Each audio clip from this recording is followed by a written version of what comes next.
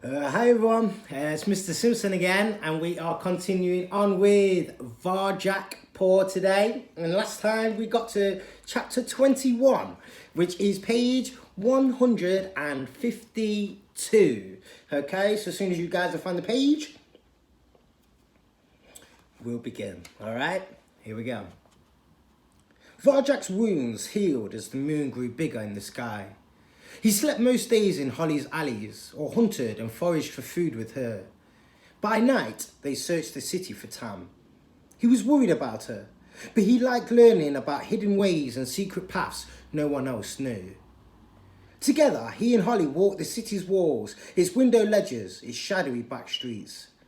They always kept clear of people, though they could often hear them close by.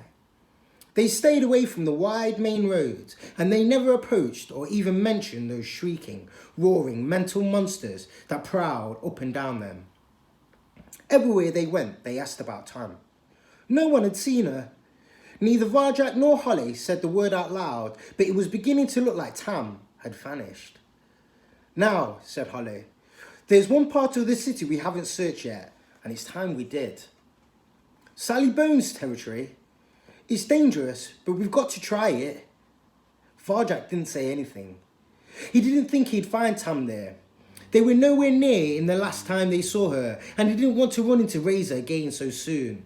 But he was curious about the tales of Sally Bones, the cat who was white and could appear out of thin air. Holly led the way through the streets, out of their familiar ground and into parts of the city Varjak hadn't been in before, though he glimpsed them from the hills long ago. The streets became bigger the further they went. So did the buildings. One of them was almost as high as a hill, and its outline sparkled with lights. It had a glass front, windows instead of walls. Each showed something different inside. Varjak peered into a window. There were animals in there, ranged out and displayed on glass shelves. Little furry mice, fluffy rabbits, colourful birds. Their eyes were open, but they were silent and still. It was as if they were stuck in the moment, frozen in time, forever about to move, but never quite making it. Stop staring, Mr. Poor, said Holly. Never seen a toy shop before? What are they? The toys? They're nothing. Children play with them. She moved off down the pavement. Come on, we can't hang about on Sally Bones' territory. Varjak tore his eyes away from the frozen scene and followed her. But he was getting the strangest feeling. It was like in the alley before the mouse hunt, a cold sensation, being watched by something not quite alive, not quite dead. He let his awareness flow out again and found the source. It was coming from a stack of boxes by the toy shop door. One box had fallen on its side and split open. The flap hung loose and limp. I'm very well, thank you, please, said a tinny voice from inside the box. It rustled, and out came a cat. Varjak's first thought was that it looked like Tam, or a cruel joke about Tam. It had her shaggy chocolate brown fur and comfortable look, but everything else was horribly wrong. Like the animals in the window, it didn't seem real. Its eyes were wide open, but they were glassy, expressionless. It was smiling, but the smile was weirdly empty. It talked, but back to front, nonsense. Tam, said Varjak. Tam? Happy, happy, happy, said the cat. Varjak's fur stood on end. It's Tam, he cried. Look, Holly, what's happened to her? Don't be stupid, said Holly. It's a toy. She peered closer at the cat. Its head nodded, bobbing up and down cheerfully. It's a good one, very realistic. Look at the detail. The fur's perfect. But it's Tam's fur. Tam's fur was never so neat. Holly sniffed it. Doesn't smell like a cat, does it? And listen to it.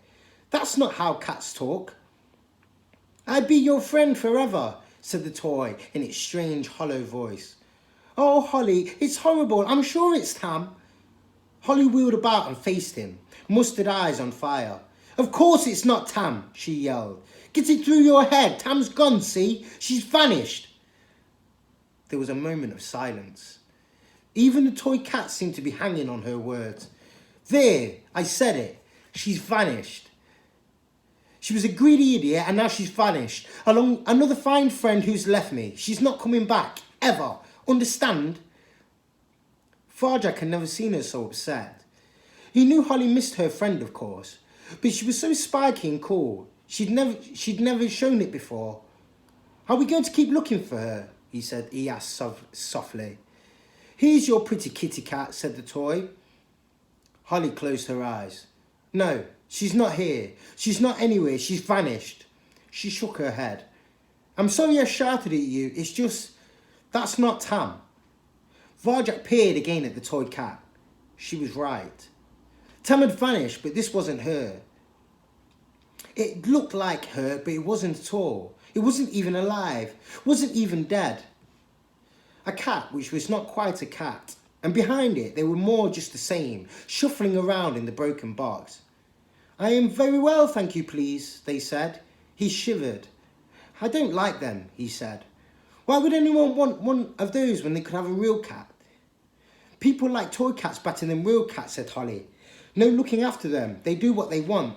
They're always nice and cute, not like us. She grinned. Not like you, anyway. You can get a toy cat to stink if you tried. He had to smile. Come on, she said. Let's get out of here before we run into Sally Bones. Let's go home. Farjak's mind whirled as they sped back through the city. He didn't like those toy cats, not one bit.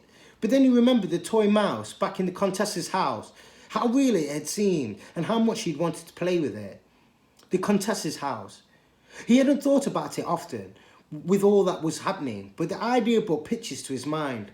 An empty armchair, an antique fireplace, a row of china bowls. The pictures were hard to hold on to. They kept changing into other pictures. The harder he tried to hold on to them, the harder it became. Even the garden that night, the gentleman's lips, the way the cats moved, it was all fading. At that moment, Farjak felt he would give anything to be with his family again. Away in the distance, he heard the muffled roar of a metal monster. A great wave of sadness washed up from his stomach. Let's stop here, Mr. Poor, said Holly suddenly, snapping him out of his thoughts. She pointed at the covered alley. We're still on Sally's turf, but it's more dangerous to walk through her streets now than to sleep here for the day. She smiled at him. He tried to smile back. Couldn't. Hey, what's wrong? She said. I want to go home. I told you, it's safer to stay here. Not that home, my old home on the hill. Still thinking about that? She shrugged. What's stopping you? I can't. I was supposed to go back with a dog to save my family from the gentleman and his cat. I tried to get one, Holly. I stood there in front of these monsters, but I couldn't do it. I couldn't even talk to them. He closed his eyes, the shame still stinging like a new cut wound. I failed. It's not your fault, she said gently. Dogs are scary, stupid too. I've never heard of a cat who could talk to them. Farjak sighed. Jalal could do it, he knew that. But he was no Jalal. He wasn't even a proper Mesopotamian blue. All I know is I've let everyone down. I can never, ever go back. Without a dog, I don't have a home anymore. That's not true. The whole world's your home now. Even Sally Bones' territory. She winked a mustard eye at him. Let's get some sleep. It'll seem better tomorrow. You never know what's round the corner. They settled down side by side in the shadows of the alley. There was no invisible barrier between them anymore. There hadn't been for quite a while.